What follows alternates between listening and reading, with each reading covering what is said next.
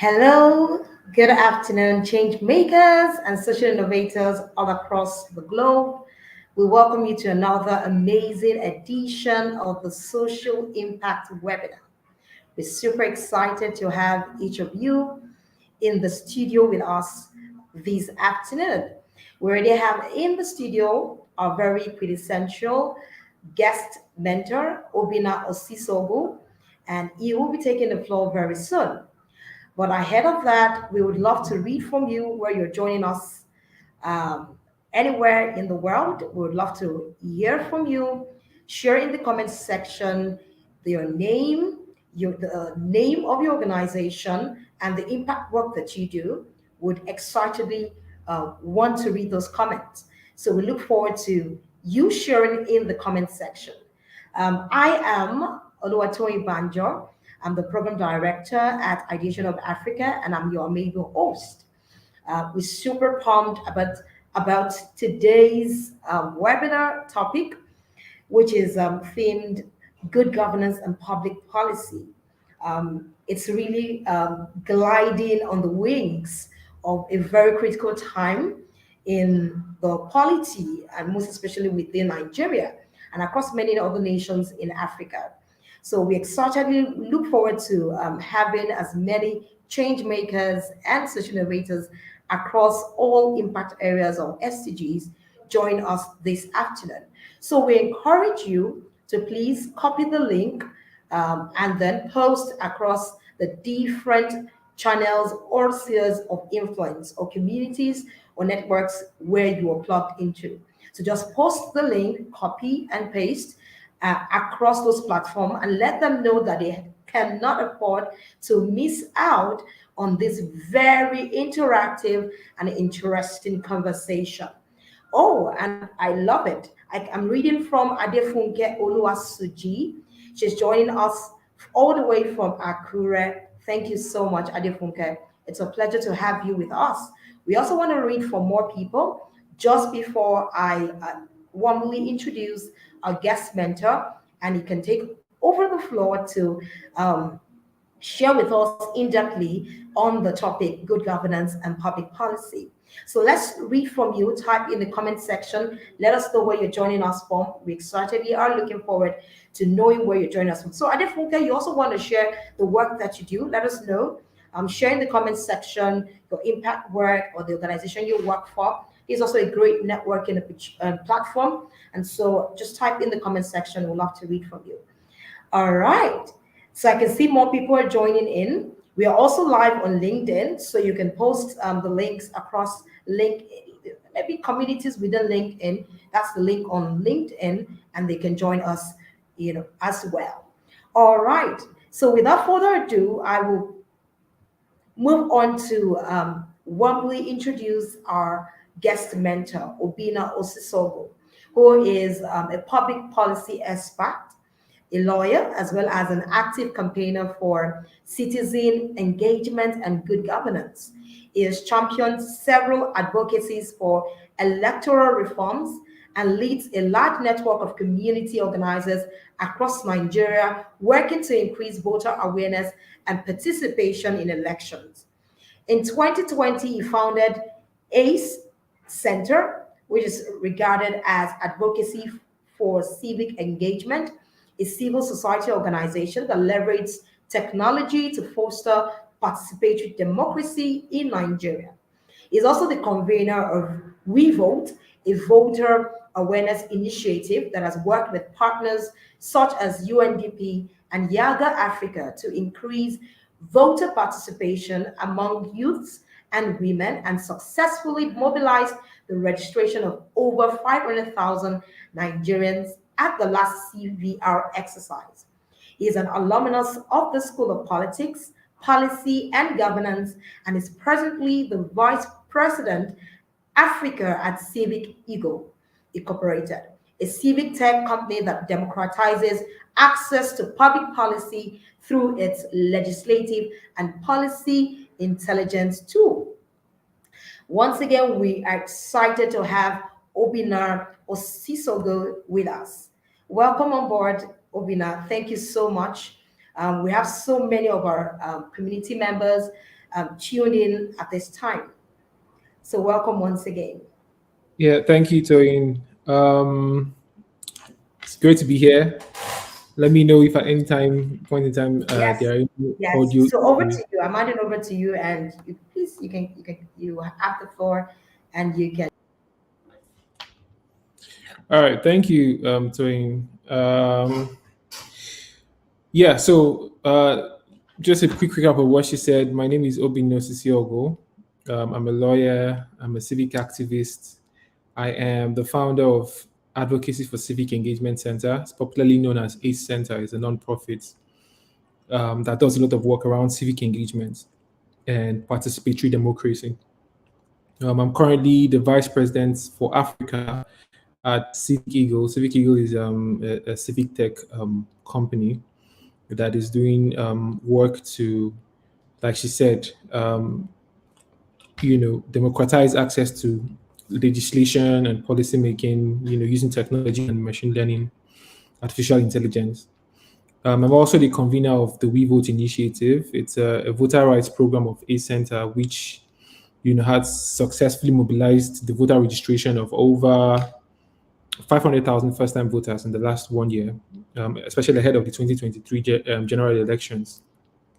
So I should add at this point that if you're watching me or you're listening to me and you haven't yet collected your PVC, I really don't know what you're waiting for. Please go and get it now.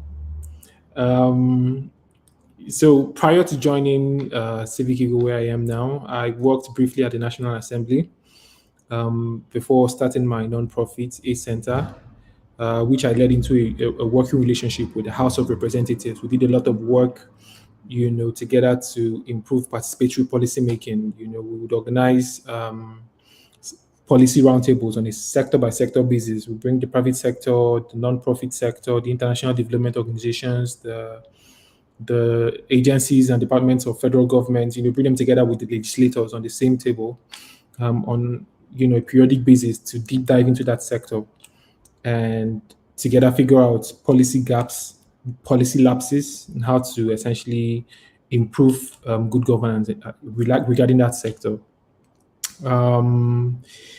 Yeah, and I am also an alumnus of the School of Policy, Politics and Governance, SPPG.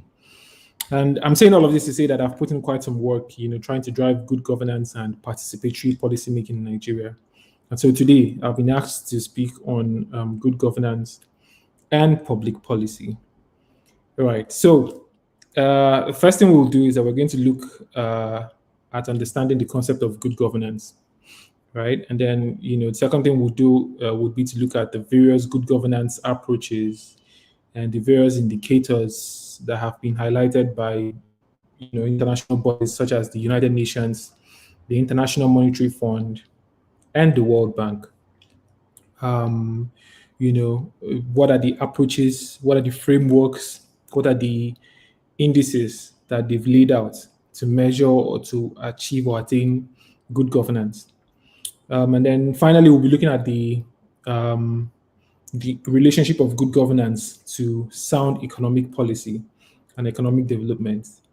And how what role we have to play in that sphere. What role that you have to play to make that possible. So let's get into it. So first thing is, what is good governance, right?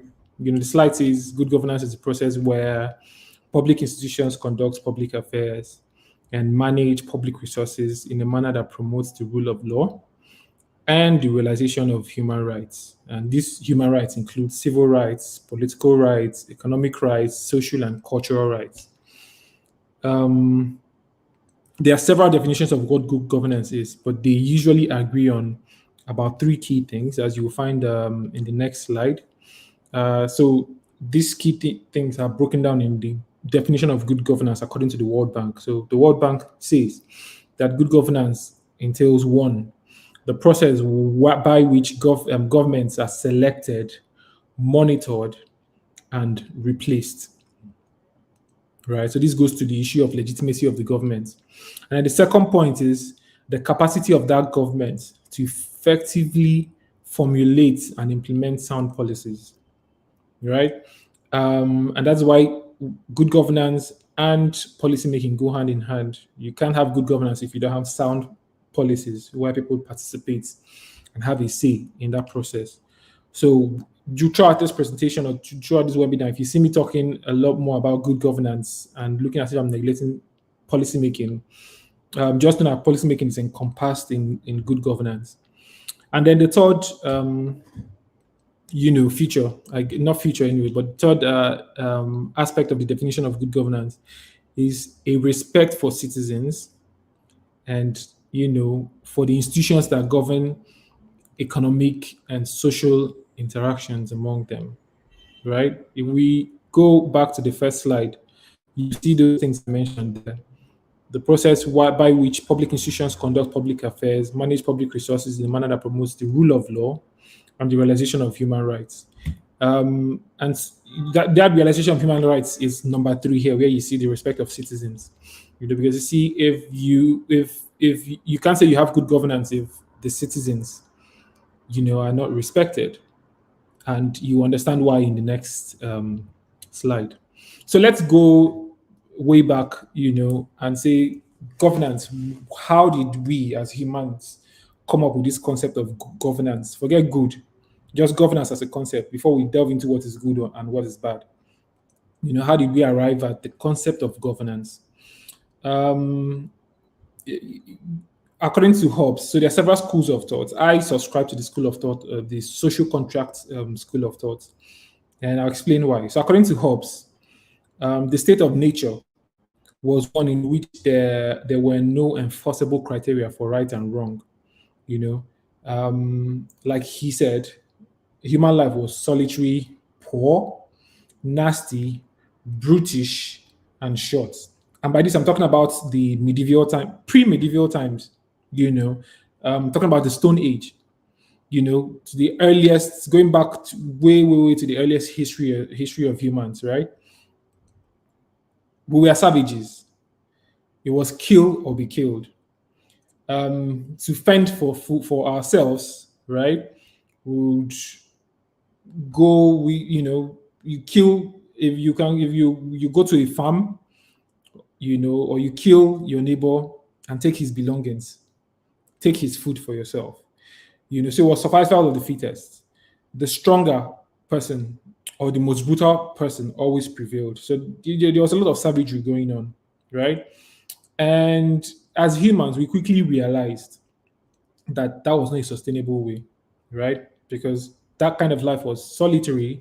You were afraid of everybody. Everybody was a potential enemy. So it was just you and maybe your clan, which is like your family, your wife and your kids, right? The life of man was poor, was nasty, was brutish.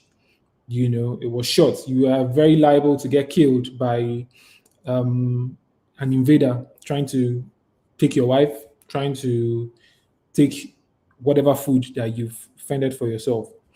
And quickly as human beings, we started to realize that was not a sustainable way to live. We started to realize that it was better if we came together. When a group of humans pulled together, then they stood a higher chance of surviving life, right? Because of that unity in strength. But when you have people coming together, then there needs to be some form of understanding. Naturally, there needs to be leadership as well, right? Because even from the family unit, there's a leadership structure. In those days, it used to be the man as the head of the house, because of his strength. But nowadays, a bit more fluid. Either way. But then wherever you have a group of human beings, there needs to be like a leadership structure, just to keep people united and organized and all of that. And that's sort of where this concept of social contract came in. And if you look around your environment, even from your families to your schools to your workplaces to the government itself, you see that there's always some form of social contract in play, right? And what is social contract? Social contract is the agreement between the governed, right? It's an agreement between all the people who are being governed. And it's also an agreement between the people who are being governed and their governments, that defines the rights and duties of each. And this is what I mean. As humans, we quickly realize that it would be safer for us to give power to somebody who we've appointed or who we've accepted as our leader, either by democracy or because he's the strongest person or because we think he's a divine leader that's been appointed by God to lead us. So we bestow on that person who is now the government a certain level of legitimacy as our government. And what we're saying essentially is this: as a community, I can come to your home, kill you, take your wife, take your food, take your land, right? And nothing will happen to me because I'm stronger than you. I've killed you, right? But then someone else who's stronger than me can come and do the same to me, and nothing will happen. So what do? Let's have a framework or a system where I won't do this to you, even though I can't do this to you, on understanding that if someone else tries to do the same thing to me or does the same thing to me, the person will be punished, by the government.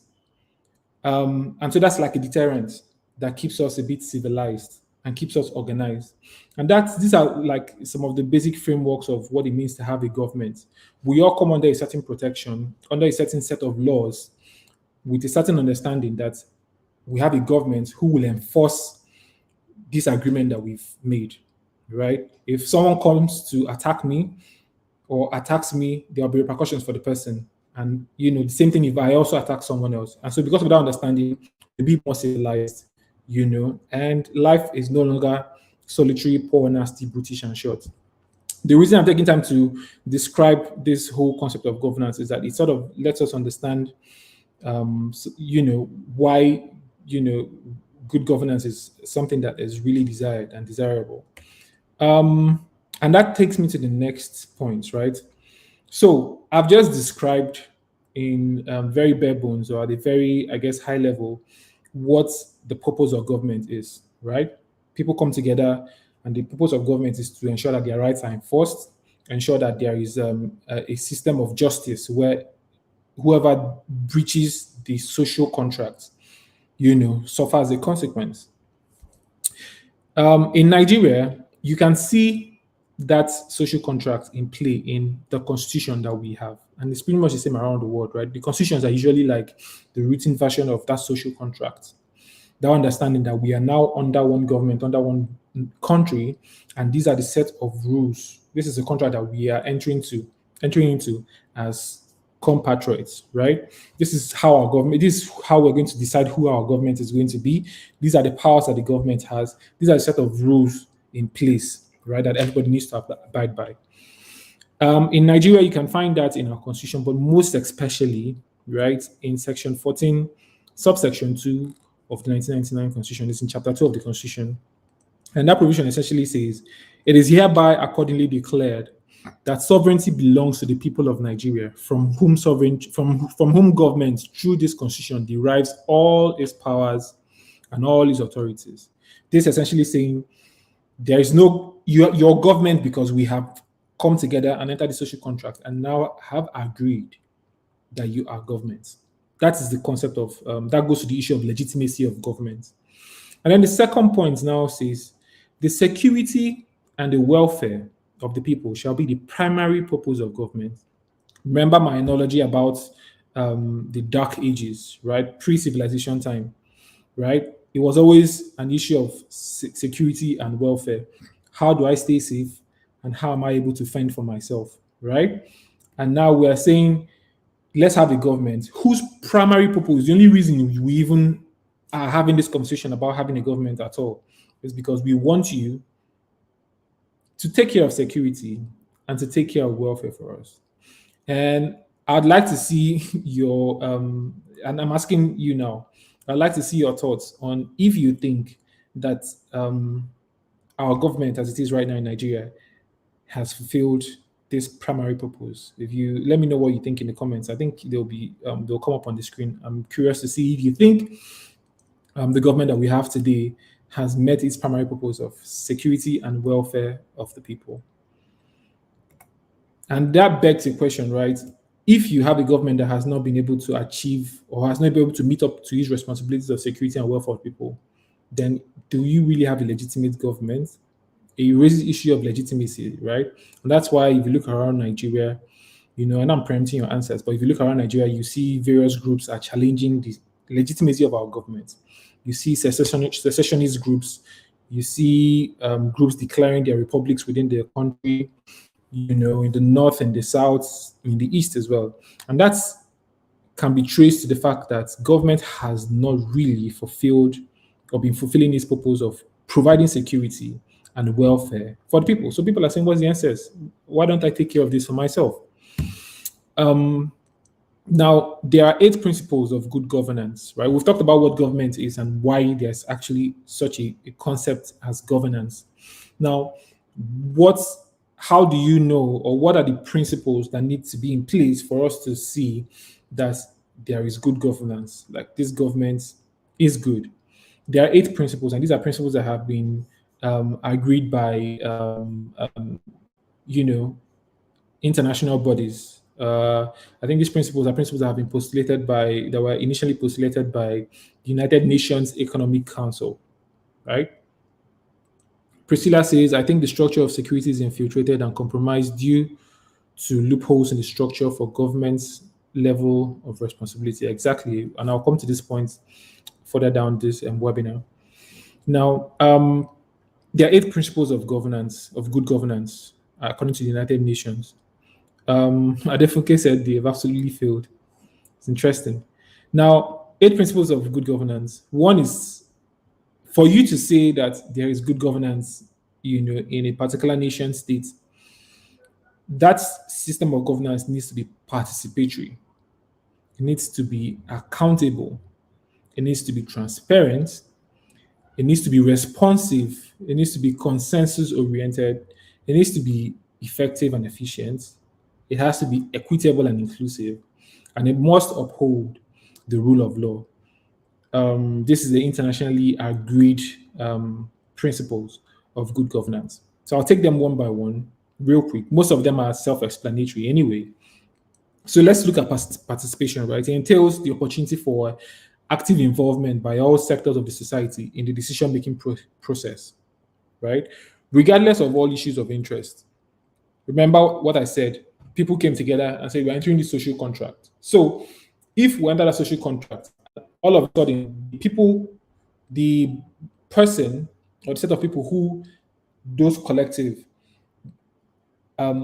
recognized as the government suddenly stops taking their inputs, then that social contract is under threat, and you can't say that you have a good governance in that instance.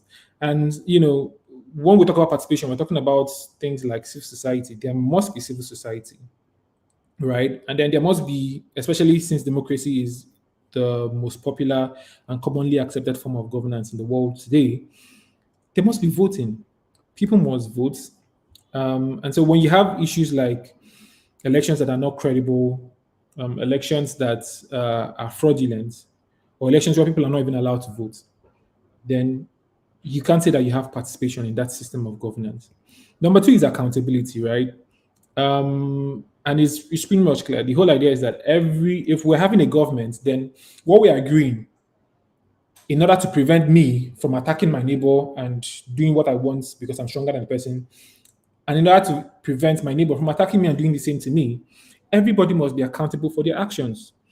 From the smallest person to the person in governance, everybody must be accountable for the actions. And typically, in a system where there's good governance, there will be tools of accountability. Some of those tools would include the code of ethics, for instance, professional conduct, the criminal laws, all of those things. These are tools that help for accountability. And then there are also institutions for accountability, that include institutions like the Economic and Financial Crimes Commission, the ICPC. And I'm saying all of this because, corruption is one of our biggest concerns in Nigeria, right? But I would also like to hear in the comment section, or see in the comment section, what other institutions for accountability, do you think that we have in Nigeria or in Ghana or wherever country that you're watching this from? Number 3 is transparency, right? It entails that the process of decision making by those people in power can be scrutinized by concerned members of the public, such as civil society organizations, a free press, and an independent judiciary, and a bunch of other member associations or groups, right? If you have a situation where the press is not free and civil society is not free to be civil society, and the judiciary, which is the last resort of the common man, is not independent, then there's no transparency in that system. And some of the frameworks that allow for transparency are things like the Freedom of Information Act, and all of that. Because based on that act, you can request from anybody in government or any government agency and say, let me know what you're doing. What are you doing? You know, send me that document, send me this information. I'm entitled to it because I am a citizen of this collective. I am a signatory to this social contract that we have. Now, I want to ask a question to everyone listening to me, and I want to see it in the comment section as well. The concept of transparency is not just at the government level. It is something that we practice even in our own lives, in our careers, in our businesses, in our families, in our offices, right? Any place where we hold a position of authority, how do we demonstrate transparency for that particular position? If you're the treasurer in your church or if you're the imam in your mosque, right? You have a certain level of authority that people have bestowed on you. How do you practice transparency as you exercise that authority, right? I'd like to hear, I'd like to see some response in the comments as well. And then good governance must be consensus oriented, right? Any action or any policy that is made in any government is likely to affect different groups of people in that collective, and often in very different and opposing ways, right? If say for instance you want to tax, you levy taxes, and you want to increase taxes. When you increase taxes in a community, the rich in the community might not feel the pinch, but then the poor in the community will feel the pinch, right? And so you now sometimes have the question of, do we tax the rich more, or do we, we tax the rich more so we can get money from the rich and then put it into the collective that benefits the people at the lower rungs of the economic ladder? That's one thing we can do. But then some people are saying, look, if you tax the rich more, the rich are the people who create the jobs.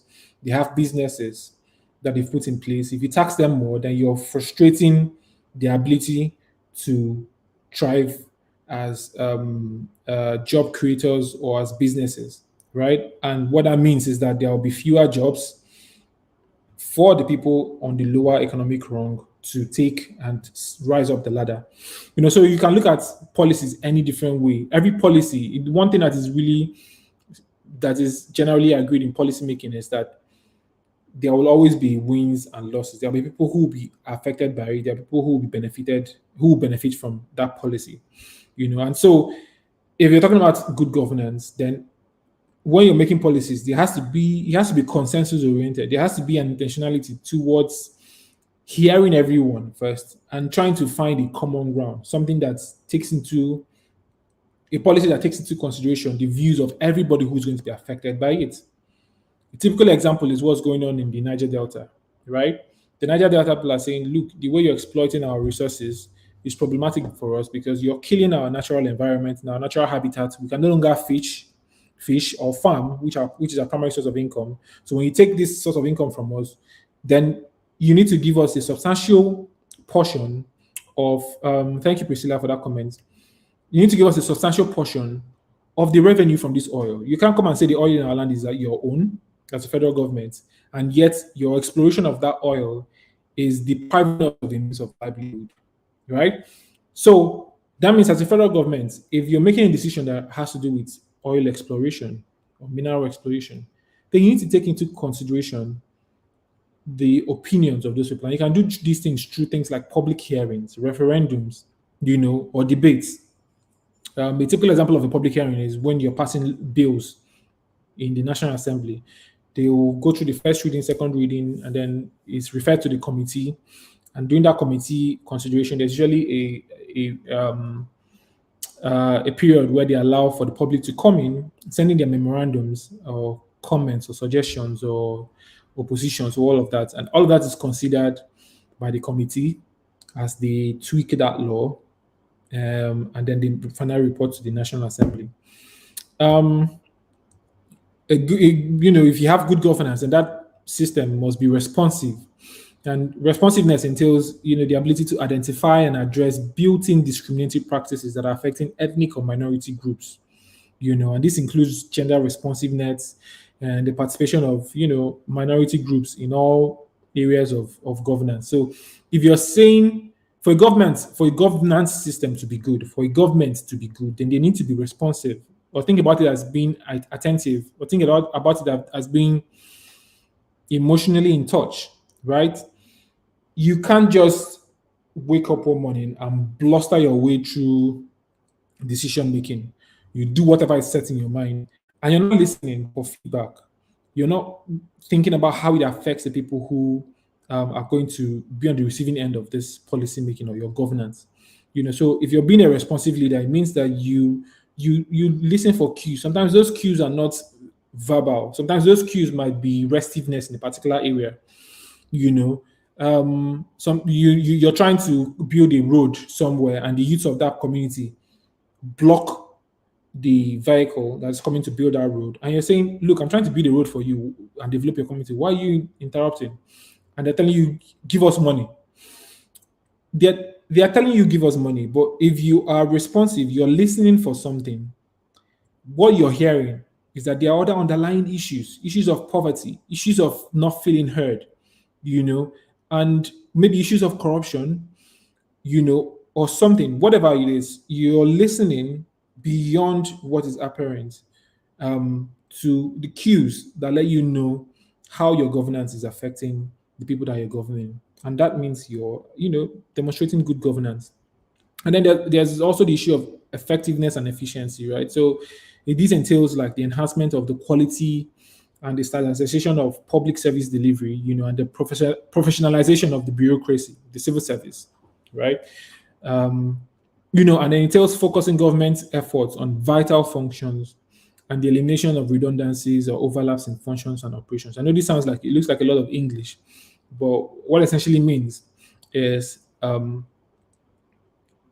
you can't say you have good governance if you're not trying and intentionally putting in place processes that make sure that you're functioning effectively and efficiently.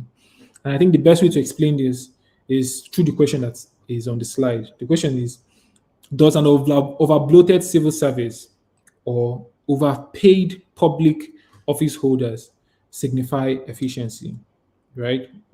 Would you say that a governance system that has this in place, a civil service that's over-bloated, or public officers that are overpaid, would you say that government is functioning efficiently or effectively? I'd like to hear your thoughts in the comment section as well. What does it mean when you have every day a new department of agencies being created, a new agency is being created, and all these agencies have overlapping functions, and yet there are so many people employed in those agencies that are collecting salaries, cars are bought, trips are paid for, and yet they have overlapping functions. So would you say that that's an efficient administration of governance? And if you look to the right of the slide, you will see that in the 2022 budget, is interesting, right? 724 billion naira was budgeted for healthcare, right? For healthcare coverage for Nigerians.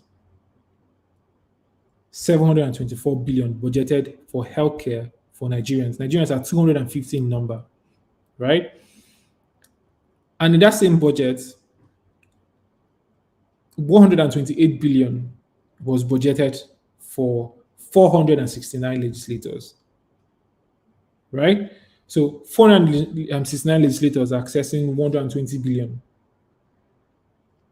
Salaries, all allowances and all of that. And yet 250 million Nigerians are expected to make do with 724 billion naira for health coverage. So the question I'd like to see answers to in the comment section is, Do you think that is effective? Do you think it's efficient? Let me know.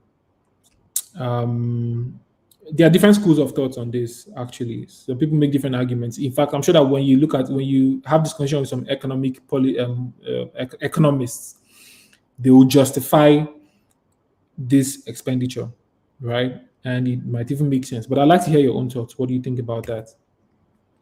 The other principle of good governance is equity and inclusion.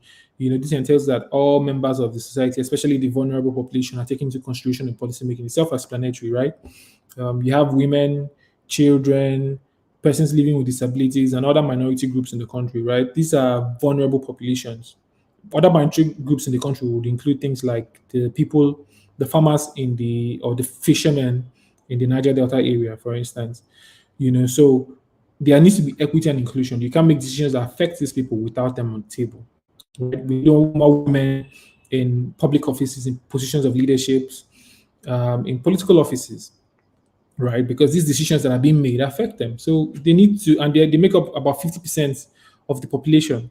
So they need to have that 50% representation at the very least, minimum, in this structure or the system that represents them and makes decisions for them, right? You have persons living with disabilities. They need to, I don't know when last you saw a crippled legislator, in Nigeria, or a crippled governor, or a crippled president, So intentionally or unintentionally, there's a certain bias towards persons who have different kind of disabilities. Why can't we have a governor or a legislator who's deaf, right? Some of the reasons that work against it is because there's no framework in place to cater to a lawmaker who's deaf. Do you have a sign language interpreter in the parliament or legislative chambers, either at the state level or the federal level or the local government level, right? There are frameworks in place where you have someone who's blind can be in the parliament, as there braille provisions for a blind person to be able to contribute and participate effectively in the parliament.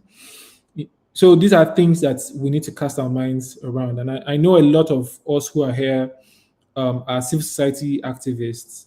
A lot of us who are here have some form of social innovation, are thinking about some kind of social good to do. So you can think around these things, right? If you're coming from the private sector, if you're a startup person, if you're a tech person, what technology can you introduce to help persons living with disabilities, to feel included in the system that makes decisions that affect them? So these are things to cast your minds around. Number 8 is that, good governance. Ruhama said, with regards to the question for effectiveness and the budget allocated for health, the first step will be to access the breakdown of the I didn't see that allocation of the budget allocation, and then also if it's inclusive enough. That's interesting thought. So, good governance must uphold the rule of law. Remember, like I said, if you look at the concept of social contract, we all came together and we said, look, I'm not going to do this to this person, and they understand that he's not going to do this thing to me, because we have agreed that you will be our government and you enforce the rules against anybody who breaks it. Now, when you have that government in place, and then that government is now enforcing the rules on us that put the government in place, and those rules do not apply to them as well, right? You're saying, oh, we can't steal. If we steal, we'll go to jail.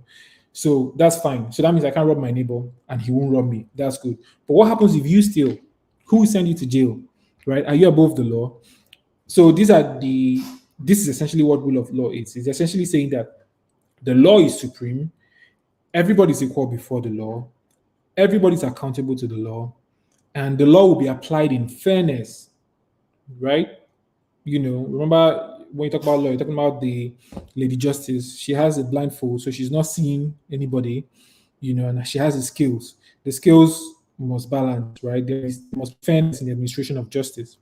And then, of course, powers must be separated. So we have a democratic system where you have the executive arm of government, you have the legislative arm of government, and then you have an independent judiciary. It's important that the judiciary is independent. And these three arms of government work in concert to check each other, right? To check the excesses of each other. Because if you take all of these, all their functions, and collapse it into one body or one person as a government, then you've handed that person powers that are next to God's power, right? You saying, oh, as a president or as a leader, you have the power to make laws, you have the power to execute or enforce those laws, right? Police, military, all of that. And then you also have the power to decide who has broken those laws. Three in one. Clearly, there's going to be abuse of that power because the person is the judge and the jury, and the executioner as well. Arbitrary, I'm making this law. If you do this, you've offended me, and I see that you've offended me. Now you're going to jail. All of that power in one person in one body. That does not demonstrate or signify separation of powers. And in those kinds of situations, injustice thrives, authoritarianism thrives, dictatorship thrives. And when you have those kind of things in place, then you really cannot have good governance. And I took time to go through all these principles of good governance because they let you understand. You can start to look around you and decide and assess and say, okay, do we actually have good governance where we are? Yes, we are practicing democracy, but are all these principles in place, and are they, effective? Are they very visible in our system of governance? And then next thing I would like to look at is the impact of good governance on economic growth and development, because ultimately, right, the primary purpose of government is the security and the welfare. When we're talking about the welfare of the people, you're talking about economic growth, you're talking about overall development, for the collective. So I'll digress a little, right? Here we have Singapore, and there's a reason I'm highlighting Singapore. And that's because there are so many striking similarities between Nigeria and Singapore. Now, Singapore got their independence 5 years after we did in 1965. I think the only difference between us and Singapore is that Singapore is a smaller population, 5.6 million people, whereas we're 250 million people. Some people argue that there are certain strengths that we have because we have a larger population. Some people argue that our large population is a weakness. It's all relative, right? But one of the arguments that we usually make when we do like a comparative analysis between what is happening in Nigeria and what's happening in other countries is we say, oh, Nigerians are we are too divided. There are too many of us. Look at lumped all of us into one country. The North, the South, the Igbos, the Hausas, the Fulanis, the Idomas, the Thieves, all those different tribes. The British people lumped us together, so that we'll be forced in this place and we can't coexist. And that's why you see all of those things in on the slide here, right? Singapore has about 18 different ethnicities, right? They have the Bugis, they have the Jews, they have the Tamils, they have the Hakkas, they have the Chinese, they have Indians, they have Malaysians, they have the native Singaporeans, they have Eurasians. So many different ethnicities and so many different religions as well. So it's a purely and truly cosmopolitan society. Somewhat like Nigerian, diverging religions with different views, different sensibilities, and then different ethnicities with their different views, different ideologies, and different sensibilities, right? But somehow they've been able to make things work for themselves, as you will see further down the slide. Another thing that's important to point out, right, as we're looking at Singapore, and the reason I'm bringing this up is because from now to the end of this presentation, I'll be doing a comparative analysis between Nigeria and Singapore, is that you look at the main exports of Singapore. Singapore's main export is machinery and equipment. So it's not like they have oil somewhere that they are so rich, which is why they've been successful. Nigeria remains one of the countries with the largest deposit of mineral resources, and somehow we've not been able to use it to our own advantage, right? So let's go ahead. So the question now is, what is economic growth, right? And I'm saying this because as a reminder, we're now discussing the impact of good governance on economic growth and development. How does good governance affect economic growth and development? Is it good for economic growth or is it bad for it? So let's look at what economic growth is, right? Economic growth is an increase in a country's level of national output by increasing the quality and the quantity of resources, or by increasing the value of those goods that they produce. That's what economic growth is. And usually you measure economic growth by looking at the increase in the country's GDP. How's the country's GDP increasing? Some other indices that you can use to measure economic growth are things like literacy, life expectancy, which is really poor in Nigeria, and poverty. Remember that we are the poverty capital of the world in Nigeria, right? Indices are used to measure what economic growth looks like in the country.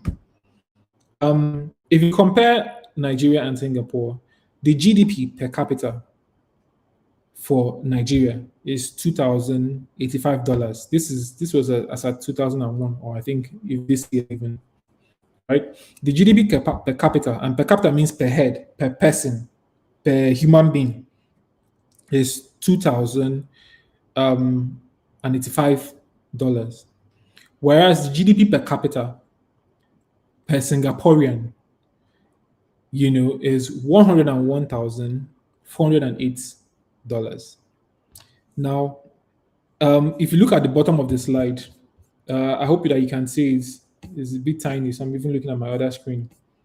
If you look at the bottom of the slide, just to let you understand why the GDP per capita is an important index for measuring economic growth.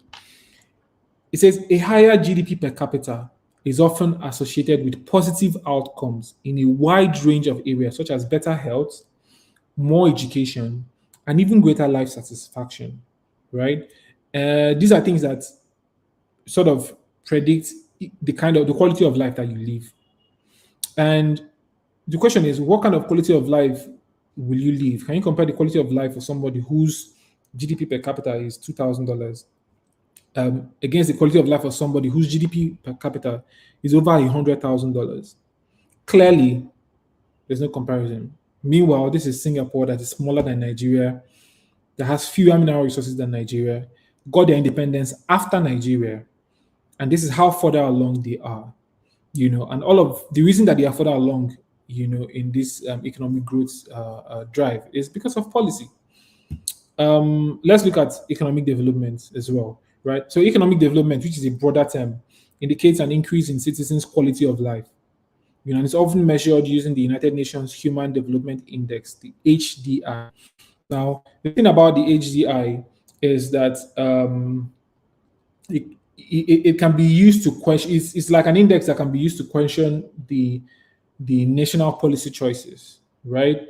When you ask questions like how two countries with the same level of GNI per capita end up with different human development outcomes, then it starts to show which country is making better policies, making and implementing better policies. And typically what the HDI, right, the Human Development Index, looks at, right, is it looks at long and healthy life, it looks at knowledge, it looks like a decent standard of living, right? So things like life expectancy at birth, when you're born, what's your life expectancy? If it's lower in a country or high in a country, then it tells which country is more developed, right? So countries where you have a higher life expectancy are clearly more developed than countries where you have a lower life expectancy. It looks at the expected years of schooling, the average years of schooling. So if you have a country where there's a lot of out of school children, like we have in Nigeria, versus a country where there's a lot more people who pass through the educational system, whether informal or formal, then clearly the latter is going to be more developed than the former, right? It also looks at the GNI per capita, like I talked about the previous slide. And so let's look at the ranking between Nigeria and Singapore. Out of 190 countries, Nigeria ranks at 166. So, like the Igbo people will say, I know about last. We're coming really last. We're at the bottom. Singapore, on the other hand, ranks at number 12. which is really high up there. So in terms of economic development, they are really high up there, and we're just close to the bottom, right? Like our president says, from top. All right. And then the next thing I'd like to talk about, as I round up, is making progress in good governance. How do we make progress in good governance? Now, I haven't looked at what good governance is, haven't looked at how good governance can actually improve the economic growth or development of a country. How do we make progress and get towards good governance?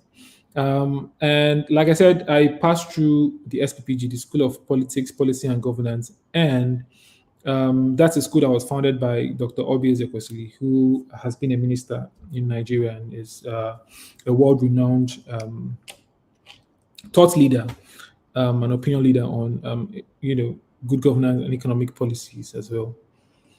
And she postulated, right? She posited that good governance is a two-way street. There's a supply, the supply end of governance, and there's the demand end of governance. And an effective implementation of reforming both sides very well is very important to building lasting institutions and structures and systems and processes that take us on the path to good governance, right? You can't have good governance if you don't put in place reforms, or if you don't reform the supply end of good governance and the demand end of good governance. So you might be wondering, what is the supply end of good governance and what is the demand end of good governance, right? So let's look at the supply side. The supply side describes the constitutional mandate of the government at all levels of democratic legitimacy. So like I mentioned earlier, if you remember earlier, what's the primary purpose of government? Security, welfare of the people. That's their constitutional mandate. So the supply side of good governance, describes that mandate at all levels of government, from the local government to the state government to the federal government, all of that, right? That is the supply side of good governance. You see here we have the picture of the Nigerian parliament for those who are not Nigerians who are joining us.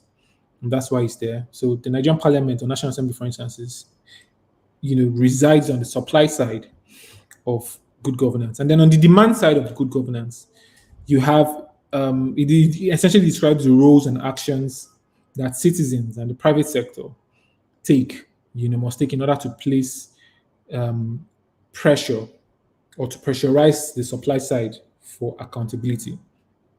So the supply side is supposed to supply good governance, and the demand side is supposed to demand good governance. And both of them need to continue working together for things to improve.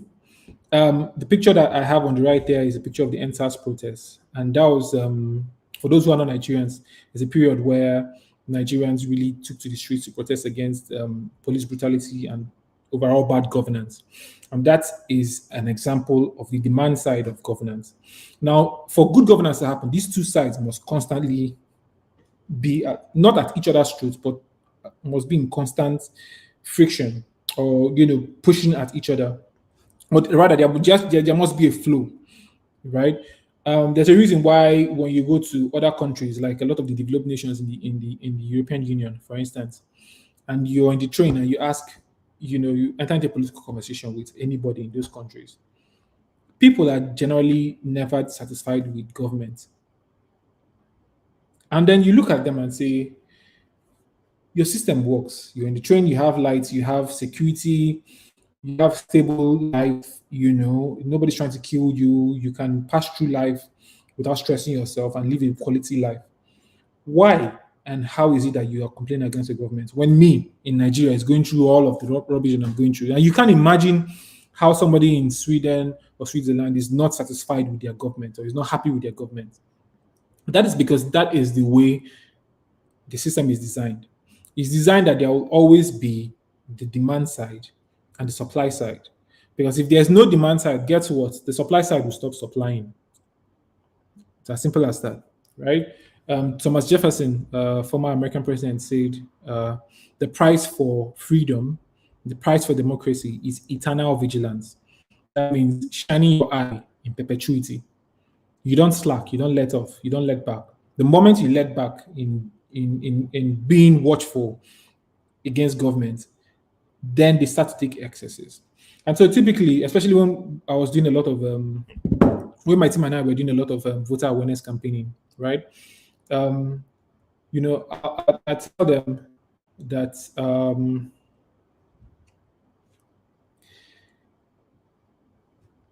there's a general consensus around the world that politicians are corrupt.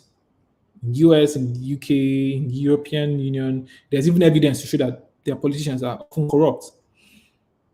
And Nigerian politicians are also corrupt. But there's a difference between the corruption and their corruption and our corruption is a bit different. And so typically when I'm addressing people about voter awareness, right, and on this conversation, I ask them, so what do you think is the difference between their corruption and our corruption? And you'll hear answers like, and I want to see the result. Actually, I'm asking you now, watching in the comment section, let me know what's the difference between their corruption, the corruption of politicians, and the corruption of our politicians. What's the difference? And the difference really, some people will say things like, oh, they will steal and leave for the people. They don't steal everything. Our own people will steal everything and even come to your house and take the one that you have, right? Some will say, oh, they will steal 10% and use 90% to work. Whereas in Nigeria, our politicians will steal 90% and use 10% to work, right? But all of what it boils down to is the fact that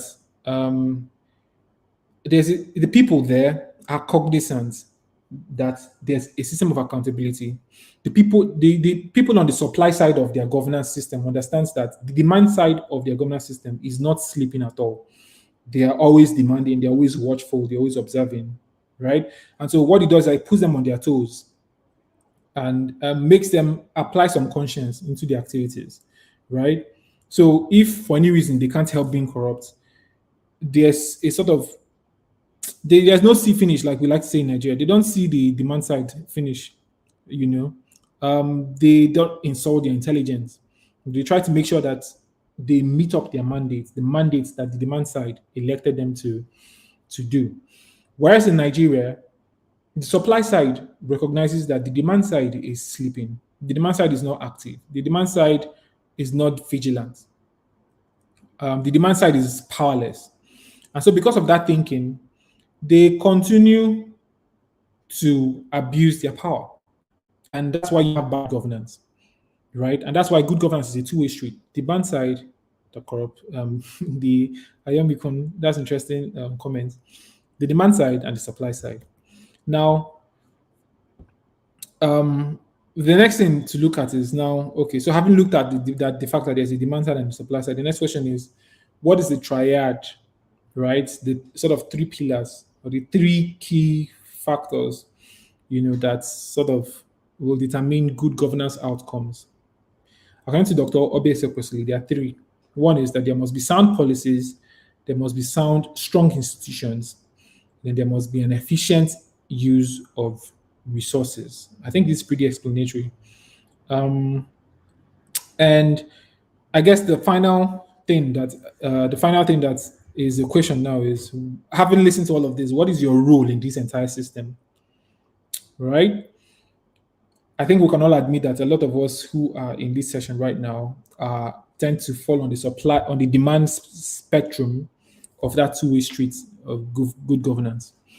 So if you are in the demand spectrum of good governance, what is your role? Well, your number one role is to participate in politics, to vote and or run for office, regardless of what thematic area of social good you're doing, whether you're a non-profit, a charity, a business, whatever social good you're doing, whatever segment of the society or the economy that you're interested in, right? Regardless of that, I think we can all agree that we need to vote and we need to be mindful of who our leaders are. The reason is simple. Politics affects every aspect of our lives.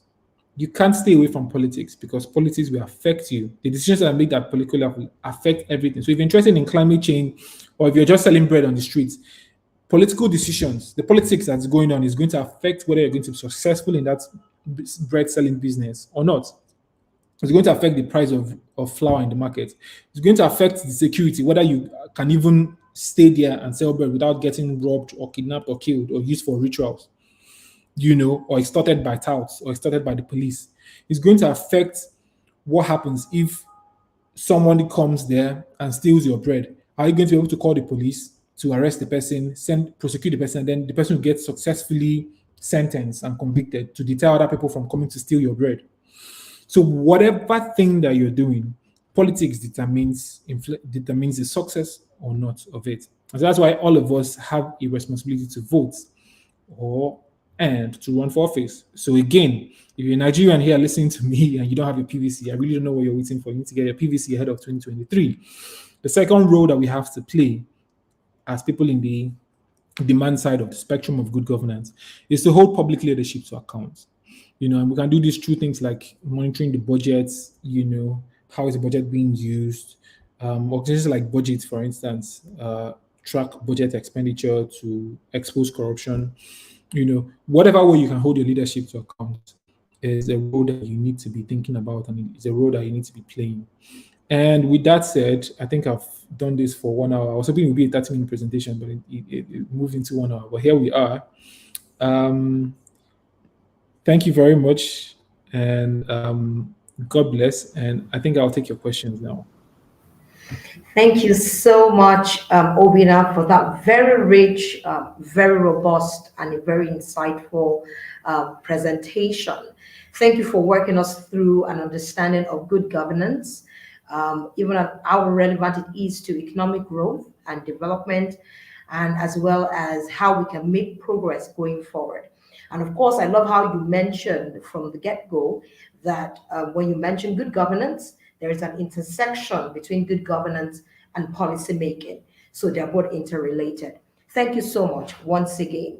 So just before I jump right into the Q&A session, if you have your questions, type them in the comment section, and our guest mentor, Obinna, will be ready to take on those questions. Thank you once again, Obinna. So I'll dive right into one of the questions that we have here. And one of the questions here is in relation to voter apathy. And though I will still ask some questions in relation to public policy, but let me just ride on, the good governance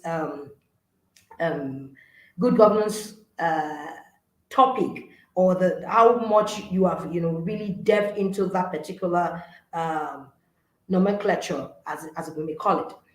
So I want to ride on this and ask this question in relation to voters' apathy. And a lot of times we ask ourselves, what are some of the reasons voters are apathetic, especially within the Nigerian climate during elections? And how can we prevent this? Every time everyone is saying, when we have opportunities for advocacy like this, where we are seated in a studio or seated in a room to speak about the need for citizenry participation during elections, people really know that they ought to vote. People know that they are tired and there is need for them to step out into the streets to vote. But yet there is still a data-driven analysis of voter apathy. If you look at the different elections that have held within, Nigeria. So I just want you to just share with us some of these reasons and how we can prevent voter apathy against the forthcoming elections in 2023. Yeah, that's a good question. Initially, when we started the We Vote initiative, I can tell you that every time I would be on the radio or be in the streets with my team trying to get people to vote in those early days, we'd get abused. We'd say things like, "You've collected money. You're one of them. Please get out. My votes don't count. Those things don't matter. They will still do what they want to do." It was general apathy. It was even violence. I know on a radio call one time, one caller called in and abused the hell out of me. But one thing kept me going. And what kept me going is because I really understood what the problem was. And because that was the approach we took to this. So to answer your question, there's something I need to understand. There are two types of voters. There are the voters with agency, and then there are the voters without agency. And when you say someone is a voter with agency, you're saying that the person has an agency, or is the person self-actualized enough to make a decision without influence or inducement. A decision that favors their interest without other, influence and inducement. Then when you say a voter without agency, you're talking about somebody who you're describing your typical stomach infrastructure voters if you're Nigerian. For those who are not Nigerian, stomach infrastructure voters are those voters who will sell their votes for the equivalent of $1 or a packet of noodles or a branded exercise book, right? Now, the problem is that historically, it has always been the voters without agency who show up to vote. Very So true. when you hear the political class say, "Oh, this party does not have structure," or "Oh, we are building structure," most of the time that structure has always been those without agency, those people in the rural communities or have that Very have been so impoverished that they want to call political meeting. They will give them 500 naira as transport money, and then they will come for that political meeting. And then on the voting day, when they are going to vote, they buy their votes. That has always been their structure. And it's been that way because the voters with agency have largely, I'm not saying they are voters with agency who don't vote, but they've largely stayed away from voting process. And so this is sort of what we realized about voter apathy. And we had to ask ourselves the question, what have what has society been doing wrong all these years that has made it that every year, year in, year out, is people don't show up to vote on election day? Do we continue to invest our resources on those voters without agency and tell them, oh, don't sell your votes? Because when you think about it, unless you can solve the question of poverty and economic disenfranchisement for them, they will never listen to you because it makes perfectly logical sense for them to sell their votes. If you were on their level, it will be rational for you when it comes to rational thinking. It will be rational for you to not sell your votes because you can't afford the luxury of long-term planning. It's for you at that moment. It's about survival. What you can get at the moment. You don't have that luxury of long-term thinking. It's not a luxury you can afford. Now, there's another segment of voters who are the voters with agency. Now, these are not necessarily rich people. People like you and I, people like the bouncers on the streets, in the clubs, people like the security guards in the urban cities, people like the waiters in restaurants and bars, so even some houseboys and all of that, right? They're not necessarily rich, but there's a certain level of the comfort, no matter how little. A lot of poverty level in Nigeria is over 50, 60%, right? So a lot of us are poor, but there's a certain level of comfortability that doesn't make it worth their while or worth their time to hustle to sell their vote on election day. Remember, selling votes on election day is not an easy thing. You need to know who the youth leader is that is sharing the money. Then you need to go and hustle with other people to collect that money, right? There's going to be a crowd. You're hustling to get your own share of it. And if the money that they're sharing is 1,000 naira or 2,000 naira, it might not be worth your while because of the stress of it. If maybe they were sharing 50,000 naira, some of us might think twice and say, you know what, let me go and vote so that I can sell my vote. But because it's not worth our while, right? And no politician can really afford to buy votes for more than 5,000 naira, 10,000 naira at most, we stay at home. You see the problem. So the voters who have agency stay at home because it's not worth their while. And the second thing is that there are certain lies that we've come to believe over. I'm taking my time to explain this because it's really important. There are certain lies that we've come to believe over the years as Nigerians. In Christianity, I'm a Christian, right? So typically most pastors will say, "Oh, you say this is a lie from the pit of hell." There are certain lies that when you believe them, they are so strong. You believe them so strongly that they influence the very perception of reality. They influence what you think is actually even possible, and then they direct your actions from there, right? Because of those lies, you think that this is practically impossible. It doesn't make sense to you because it's not possible. And so you walk as if you behave and act as if that is impossible. One of those lies is our votes don't count, right? And this is one of the things that we try to push back on early on during our campaign, by highlighting things like if your votes didn't count, politicians will not be buying votes. It costs money to buy votes. In fact, most corrupt politicians will have a budget for printing posters, printing flyers, and then have a budget for engaging talks if they want to do that kind of thing or trying to bribe officials. And then they have billions or millions, right, for vote buying. Nobody spends money on something that doesn't have economic value. So by the very virtue of the fact By the very reason of the fact that these guys are spending money to buy votes, it means that your vote is actually important to them. So that alone negates that argument that your votes don't count. But you see, we've come to believe it over the years. We've heard it several times, and most of the time, these narratives are being pushed by the same political class because they want you to stay away from the process. And so, when you believe it and ingrain it, on election day, you're like, "Well, I'm not going to vote. My vote won't count," and they've won already, right? You look at other things like I know in Nigeria, if you're in Nigerian, you remember a couple of years ago, a year ago, there was a certain local government election that happened in Lagos, right? And the voter turnout at that election was so poor. But the video went viral. There's a video that went viral. The video was a video of a woman who was thumbprinting for a certain political party. She took a lot of ballot papers and she was just thumbprinting for that political party, essentially rigging the election. Now that video showed something. If you look at that video closely, you see that she was, I don't know if you remember that video, but it's on the internet. I'm sure if you do a quick search, you can find it. This was in Lagos State. Now, if you look at that video, she was doing that thumbprinting at a polling unit. What does that tell you? It tells you that, one, she was able to have access to those ballot papers because people did not show up to use them. If people had showed up to use those ballot papers at that polling unit, then she wouldn't have empty ballot papers to use. That's one.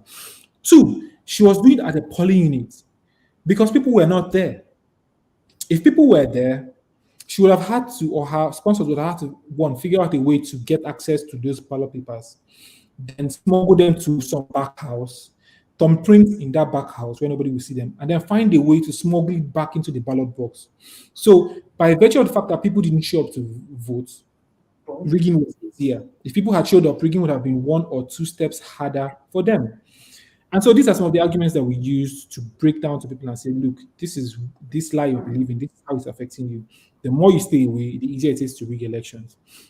And to answer your question, these are some of the reasons that people have demonstrated apathy. But one of the things that has excited me, and I think I'm the happiest I've ever been in years, is that around the country now, a lot of young people, a lot of Nigerians are actually rejecting the idea that votes don't count. They're actually getting their PVCs, they're actually getting excited. And you can see the difference. What is the difference? The difference is that now we have more options. We're no longer thinking about APC or PDP or MPP or whichever party. There are certainly other options. And those options came up because we decided that our votes actually counted. And we started to encourage other people to show up. And so we have more options. We no longer have to choose between the devil and the deep blue sea. But I'll just wrap it up at that.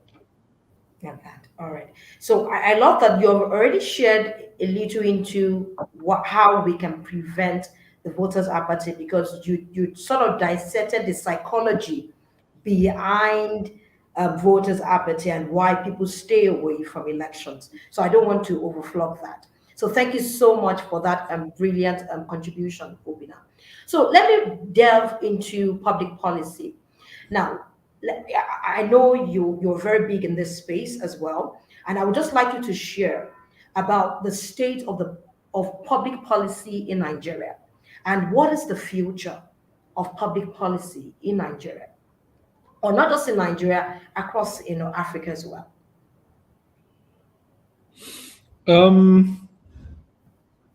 That's an interesting question. The state of public policy in Nigeria essentially is one where I think there are two problems, and this is based on my experience interacting with the policy space. There are two main critical problems in politics in Nigeria. One is that it is not inclusive enough, and two is that there is no political will to implement. So it's usually the implementation problem and the participatory problem of it as well. We have brilliant people in Nigeria. Some of the people who we have in the policymaking organizations and departments and agencies, ministries of government, actually smart guys, But then they tend to make a lot of policies without the input of the people who's going to affect. They tend to make policies after only consulting cronies, right? The elites in India. So how it benefits them. So without regard for how it benefits the common man. And then most of the time, these policies backfire or they're not successful. And this has resulted in underdevelopment, right? You can put lump corruption into that aspect of it. The second thing is the political will to implement. So if you go through our National Library and our archives, you see brilliant policies. You see all those Yeah. 20, Vision 2030, Vision this one, those one, those one. When you open and look at those things, they're actually well thought out and very brilliant. That if they were implemented, we wouldn't be where we are today. So implementation is a big Very true. problem. And Yes. implementation is a problem because of, remember, like I said in my presentation, one of the pillars or principles of good governance is accountability. Implementation Accountability. is a problem because they are not being held to account. If they're being held to account as to, oh, look, you were elected into this position or you were appointed into this position to do this, why have you not done it? This is what you said you would do. Why have you not done it? When those things start to change, you see public policy start to improve. And this is a problem across Africa as well. And that's why I'm really Yes. optimistic about the current election that we are in right now. If we get it right, right, I think that we can start to see policies that are better. And if those policies start to come in place, then like we talked about economic growth and economic development, right? You see those things start to um, improve in the country. Improve. Thank you very much for that very insightful thought. Now, the next question, still on public policy, will be: can the Nigerian citizens be involved? Because already you highlighted that as a critical issue as to why most of these public policies don't even last or have any lasting impact because they don't have the buy-ins of the people. So now we're asking, can the Nigerian citizens be involved in the public policy process? In the most simplest form, how can the Nigerian citizen or citizenry get involved in the public policy process? We understand that it's not just limited to government and key leaders, just as you have highlighted. So share with us practical ways that Nigerians can get involved. One, vote. That's the simplest way to ensure good governance. In fact, if voting is all that you do, right? If voting is all that you do, you've done a lot. And that's how bad it is, right? By simply showing up on election day and voting, you're influencing policy, right? Two is hold leaders to account, right? And but things that you can't hold leaders to account if you don't, you know, I guess this should be my number 2 point, right? If you don't educate yourself, become aware of Very what's going true. on. You need to educate yourself. So the fact that we're having this conversation is an act of educating yourself, following up on Yes. news, researching issues that is going on. If there are key debates that are going on around the country, do a quick Google search. It's now easier than ever. What are these people talking about? Right? If there are terms that you don't understand that are being thrown around, just do a quick Google research and then educate yourself, on what conversation is being had. When you educate yourself, then you're better able to contribute. Even if it's just contributing to conversation on Twitter, it's really effective, like we've seen, right? Yes. Twitter conversations Yes. influence public policy, it influences what Yes. happens in the country. Even Very true. the election cycle right now in Nigeria is it has been ramped up at conversations Yes. on, right? And Yes. then find out who your legislators are, right? Find out where their constituency offices are. If you have concerns, reach out to them, send them a message, put a call across to them, send a letter to their office, or even visit their office themselves and say, "Look, this is my view on this. This is how I want you to vote, or this. Why are you not asking federal government to do this?" Those things are really effective. I think those are some of the very simple ways to contribute to public policy in Nigeria. All right, so let's take it deeper. What are the more complex ways that people can also contribute at high level pathways? All right, so if you're taking it deeper, right? Now we're talking about structuring your contribution to public policy. It has to be structured, right? So whether as an individual or whether as an organization, whether you start a non-profit or a company, right? You're now, if there are policies that affect you, let's say you're interested in sex and gender-based violence, right? Issues around that, right? You've educated yourself on the issues around it, right? Then you know that there are certain bills that need to be considered at the National Assembly or at your state's assembly, House of Assembly, that will improve the the situation of things for victims of sex and gender-based violence, right? Yeah. So how do you contribute or put pressure to get those bills heard or to get those bills even on considered? Those will now be concerted lobbying efforts.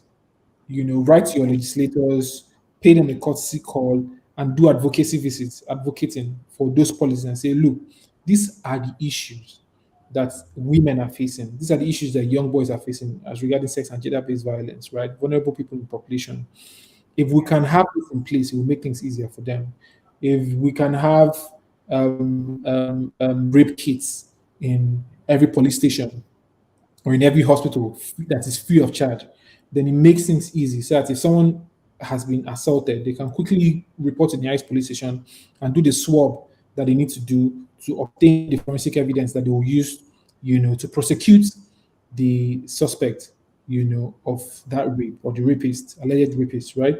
So these are little policies that make things better. If it's education that is your problem, what policies around education will make access to education or make education free for a lot of Nigerians? Think up those Yes. policies. Use your organization or your platforms to do advocacies, to drum up awareness Yes. to it, and then reach out to the policymakers by way of letter, by way of consultation, stakeholder visits, and engage with them and put pressure on them to put in place those policies. So these are some of the more complex work, and this is typically the work that non-profit organizations would do. Yes. Thank you so much, Obinna, for that very brilliant thought. Now, Dr. Kazim is asking a question here. It says, do you think the block of voters with agency are numerous enough to counter the votes of those without agency? I will tell you, and that's a lie. So another lie that's been pushed by the political class is that, you know, they sort of dismiss, the voters with agency and say people like Yeah. one of those dismissive statements is when they say, "Oh, four people tweeting in a room." They're essentially trying to dismiss and say, "Look, you people are not the people who vote. The people who vote are many, and they are in the grassroots with us. So what we're doing is not to have an impact." You know, so to your question about whether the voters agency their numbers are high enough, are large enough to dismiss, to overshadow the ones without agency, that's a difficult question to answer. Um, and it depends on what you consider voters with agency, right? If you're looking at it by the metric of poverty, 60% or more of Nigerian populations are poor, right? If you're looking at it by metrics of education, there are more uneducated people. The literacy rate in Nigeria is higher. So the metric is a bit tricky. Um, so it's a difficult question to answer. But one thing I'll tell you, do Mm, that there are a large number, a substantial number of people who do not vote at elections are voters with agency. And if those substantial number can join the political process, it will change the outcome. And I'll use numbers to break it down to you. In 2019, the voting age population in Nigeria, and voting age population is the number of people who are 18 years and above in the country. The voting age population was 106.4 million. Nigerians in 2019 were of voting age. Now, the number of people who registered at that election was 82 million at the time, later 84 million Nigerians got their PVC at the election. Now, the number of people who voted at the general elections, get it, was 28 million or 24 million. So you have 106 eligible voters in the country, and only 28 million voted. So 28 million decided for 106 people and potentially 250 million Nigerians. Now, let's break the numbers down even more. No political party in the history of Nigeria, I hope that changes in 2023, no political party in the history of Nigeria has won an election with more than 16 million, up to 20 million votes. votes. Very true. That's very In true. that 2019 election, our current president was elected by 15 million people. He got Yeah. 15 million votes. That's 15 million people who voted him, and on the basis of that 15 million people who voted him that he became our president. So 106.4 million eligible voters, 15 million people installed our president. So whether you like Buhari now or whether you don't like him, whatever thing you think you're suffering right now because of the current administration, or if you think you're benefiting, this was the decision of 15 million people. The population of Lagos State alone is the unofficial population of Lagos State alone is about 25 million, if not more. Wizkid has over 15 million followers on social media. So that means in that general election, about 76 million Nigerians did not vote. 76 million people. Let's say that voters without agency, right? Let's say the educated portion of that 76 million people is 15 million or 20 million. If that 15 million or 20 million people had voted at that election, the outcome of that election would have been substantially different. And that's the point I'm Very trying to true. make. So instead Yes. of bothering yourself with the minutiae of, are we more in number or not, just go Or out and not. vote. It will shift the outcome very substantially, if not at the presidency level, at the state level, or at the federal legislature or the state legislature level. And that is the most important thing, And Yes. besides, there's an effect that mass movements have, and we're seeing it in our electoral cycle. The mere fact that four people tweeting in a room are showing up on the streets to do rallies is influencing the thinking of the other voters without agency. They are saying, "Oh, look, something is different. Maybe we should listen to these guys and not sell our votes. Very Maybe we true. should come here." So don't undermine the efficiency of one single vote. It changes a lot. Very, very powerful thought there. And I just love it that you're emphasizing don't really focus on all of the analytics. You just go out there, make a resolve to vote, and also advocate for others, educate, seek simple opportunities to educate others to also be a part of the voting process. Thank you so much, Obina. I want to take about two more questions just before we round off this very, very insightful session today. So I know that when it comes to participation of women in politics, we believe that there is usually a low representation of women in politics and governance. So, how do we change this narrative, especially within the leadership structure in Nigeria? Or is it just just a fallacy, or it's not sort of baseless?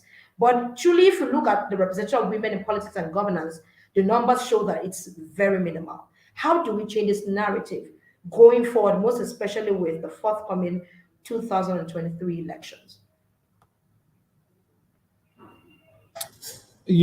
So one thing is, it's important to actually understand something, that the mere fact that we don't have women participating in governance um, comes with an economic cost. I can't remember the data. I tried looking for it, I couldn't find it. But there's actually evidence to show that Africans, countries in Africa, developing countries, are losing several billions of naira, because they don't have of dollars, sorry, because they don't have women in political offices. Like, there's an actual economic backed by research. My Where we said, research. "Oh, look at this amount," and there's a lot of money, right? I wish I could remember the figure, but if you do a quick research, I'm sure you find it. So, by the mere fact of excluding women from governance, it comes with an economic cost, right? Even IMF, for instance, did a research, right, and found that in companies, for instance, where they had fewer women in executive positions, it came with an economic cost. So you can extrapolate that to governance in Nigeria or anywhere in the world. I remember Very women true. make up 50% of the population. So what does it say? If a country, or if a group of people is excluding 50% of their sharpest minds Hmm. from policy making, then you're not being wise. You're actually functioning at a loss. You're not maximizing the resources that you have at your disposal. 50% of your most brilliant people are excluded from decision making, then you're not, being efficient. So that's one thing to understand. But to your question about how we can make things easy or change those narratives in this election, I would say look for a woman who's competent, who's run for office, and there are quite a number of them right now. And Yes. vote for them if they satisfy your desire, for what you think a good candidate for that position should be. Vote for them. Support women. It's as simple as that. But for those of us who are here, who are in this conversation right now, who are a bit more engaged in the process, like the viewers that we have right now, you can go a step further. There are organizations like Elect Her, and other organizations that are doing work around women participation in politics and leadership. Follow those Yes. organizations, educate yourself based on their research that they're doing, because they put in a lot of work into those researches. Support them if you need to fund them or spread their message or advocacy messages, and participate. Those are ways that can actually help move the needle when it comes to women participation in governance. Thank you so much, Obinna, for that very insightful thought again. All right, so let me take on the penultimate questions. So we received these from some of our viewers ahead of time, and they asked the question in line with local government autonomy. The question goes first: how can local government autonomy be attained in Nigeria to facilitate economic development? So the truth of the matter is that the um, the governance framework that we have, our constitution, recognizes the autonomy of the local government. That's the truth. The local government is supposed to be a very powerful unit of government, perhaps the most important one, because their actions directly affect us before the actions of the state and the federal government. You know, but again, it's always been a problem of political will. It's like I mentioned earlier, we have good Yes, policy, good frameworks, but then the frameworks. political will is not there. So you have a situation where allocations that come to the local governments are trapped by the state government or state executive, so it doesn't get to them, or the state executive puts pressure on them to share the money or whatever, and it's a problem. It's a corruption issue. That means the executive arm of government, right, the EFCCs or the anti-corruption agencies or the police should prosecute people who are engaged in such corrupt practices. But then if they don't, it's because of political will again. So it all boils down to political will. And political will can is more likely to shift when the demand side of good governance actually demands, puts Yeah, pressure. So yeah, the question is, how can local government autonomy be attained in Nigeria? It's already attained. It's now to enforce it. So us as citizens or private sector or CSO, civil society, what we need to do is put pressure, right? And then the other thing you can do is to show interest in the elections that happen at the local government. There are councillors that have been elected. At that local government, there's an entire government structure. You have somebody yeah, who's sort of governor at the local government, and he's the chairman. He's called the chairman of the local government. And then you have like a legislature at the local government, similar to National Assembly. And that legislature is called the local council. So you have the councillors. So you have the chairman, and then you have the councillors as the as the legislature. I think they have the judiciary system as well. I'm not quite sure. What is the magistrate system? I'm not quite sure. But my point is, elections happen at those levels. yes. Councillors are elected, chairman are elected. Nobody shows any interest at that level. So those guys are there cleaning out, eating money, and nobody even notices that they even exist. So Very these are true. things we need to change. Thank you so much, Obina, for that very pragmatic thought. There's a question, final question here. It says, how can a social change innovator or maybe social innovator or change maker in the area of human rights in Nigeria, particularly? Okay, let me reframe that question. So the person is currently studying maybe for a master's in multiculturalism and human rights, and she's looking for ways to implement a new knowledge in this area to create change. So she's just asking the question as to how can a social innovator in the area of human rights maybe sort of thrive, within Nigeria, or be able to make impacting change in the area of human rights. So there are so many ways, and that's a good question actually. It shows that you're trying to apply your skill set and yourself as well to the project Nigeria. Now there are so many ways. The more obvious ways are to join, to get to work for, to intern at least for starters. To join non-profits that are doing work in human rights areas, right? The other thing you can do as well is also set up your own non-profit. Now, it might not be a full-time thing. It can be a passion project. If you're looking to contribute, because initially it might not be able to put money in your pocket, and maybe, of course, you need to survive first before you can fight for Nigeria, right? So you can have your own non-profit project on the side. It could be as simple as educating people about their rights. That is, people underestimate the power of education. Sometimes people Yes, say, "Oh, you're just talking, talking, talking, talking. Your work is not doing talking, is not doing anything. We need action." But they underestimate the power of awareness. yes, Simply pushing and reinforcing the awareness of human rights goes a long way. Look at Nigeria, for instance. And I'm saying this to encourage you because I know this is a yes, challenge that you face.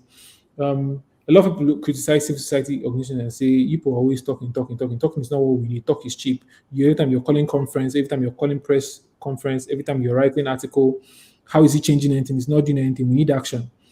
And I tell them that's a bit myopic way to look at things. So look at how Nigeria is. Let's look at corruption. With all the civil society organizations, budgets, Code, Yaga, Aid Center, all these civil society organizations, SERAP, all of them, you know, pushing back against corruption. We are this corrupt. Now imagine if none of them were saying anything, none of them were saying. Again, it's a demand and supply thing. There's a supply side of government, and then there's the demand side of governance. If that demand side of good governance suddenly disappears, we're finished. Right. So simply educating people about their human rights goes a long way in helping human rights get entrenched in the government. You can go a further step to actually be an advocate for human rights. If you're a lawyer, for instance, like I am, helping people who have been unjustly arrested or brutalized or whatever it is. So there's a whole broad spectrum for that. All right. Thank you so much, Obinna. So I want to take a final question. Um, just ahead of the forthcoming elections, what can we do better? What would be your advice to the Nigerian citizenry in that regard? One, get your PVC. You must collect your PVC. If you don't have your PVC, you need to collect PVC. Talk to people about collecting their PVCs. People who have registered, talk to them about collecting their PVCs. Three, promote your candidates very efficiently, right? And do this to people around you. There are people who you influence, who you can influence. Talk to them about your choice of candidates. Get them to vote, right? Get more people to vote, to show up to vote. And you're very influential in that regard. And I'll give you an Very instance. true. Everybody has a small circle around them, right? And that's the circle of influence. You're an influencer in that circle. If there's someone that you pay school fees for, that person is in your circle of influence. If you have a security guy or a cleaner or a house help, that person is in your circle of influence. If you have parents, your elderly parents, your siblings, your brothers, your cousins, your uncles, those people are within your circle of influence. The church, right? If you're in any department in the church, that's in the office, the circle of influence, your friends, circle. So talk to those people. You don't need to do too much. Yes. You've already made up your mind to vote on election day, but get them to go out and vote on election day. And that's anything you can do in that regard is going to really change the outcome of elections in 2023. Perfect. I love it. Just so simple. Step out there, vote, educate others, and also make for this advocacy within your circles of influence. Thank you so much, Obina, for a very insightful time. Thank you. Can you hear me, Obina? Are you there? Oh, all right, okay, okay, great. So thank you so much, Obina, for the very brilliant and insightful session. You really came ready for us, and you have been able to really break down the concept of good governance and public policy and how we can play our roles as the supply side, or rather, sorry, the demand side of governance. If I'm taking anything away, it's that analogy of the supply side and the demand side of governance. So when we just stepping into that deeper understanding of the supply side and demand side changes everything. And it just lets you understand that if the demand side does not exist, or we don't ramp up the numbers on the demand side, then we're in for a disaster. And that will not be our portion by God's grace. We would definitely ramp up the numbers on the demand side and even ramp up the numbers on the supply side by getting into politics, participating. If you get in there and you're not a candidate, you can become an advisor, you can become a policy advisor, you can become a special advisor. So we should also position for critical roles like this in politics and governance. So once again, to everyone out there, I can see some comments. So just before I just round up, thank you so much, Dr. Ising. Thank you very much. Yes, and just some appreciation over here from our listeners or those tuned in at this time. So just before we round off, I would say I would want you to also seize this opportunity to join the Social Innovation School. You can see that we're offering many ways, many pathways of orientation and education, and one of which we do so strongly within the Social Innovation School.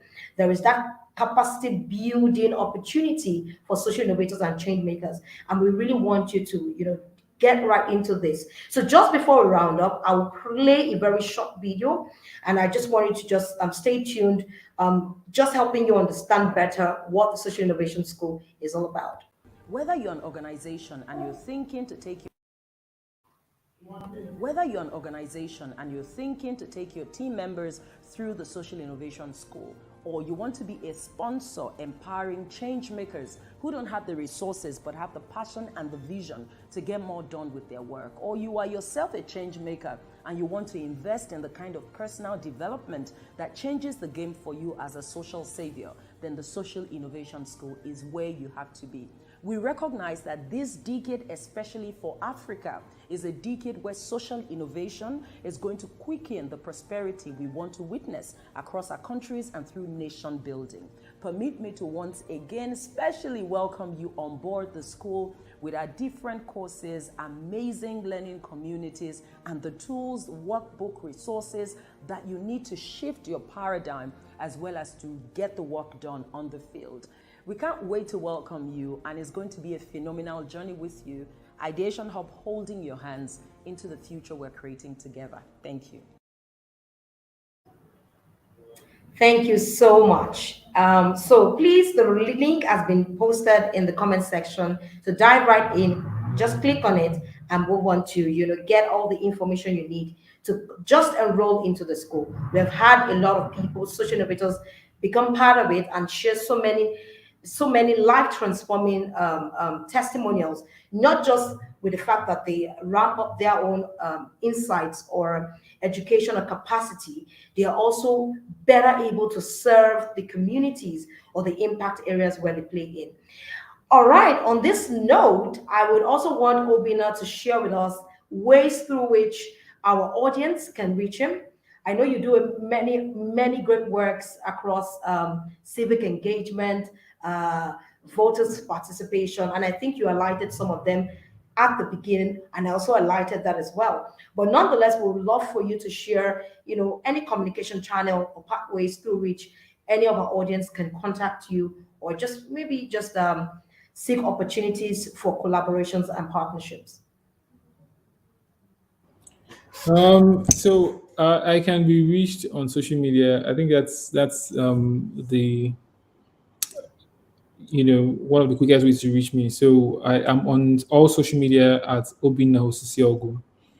That's my full name, as you can see on the screen. So on Instagram, on Twitter, not on Facebook, and LinkedIn maybe. So I'm more likely to respond to you if you reach out to me on Instagram. Great. Also, I implore everyone to please follow with Vote Official, follow a center, also follow a very amazing guest mentor, Obinna, across this multiple social media platforms. Once again, I really want to see in the comment section your gratitude to a guest mentor, because it's really has been a very eye-opening session, and I'm sure everyone is more than over, not just oriented, you're charged up to step out there and really ensure that your vote counts.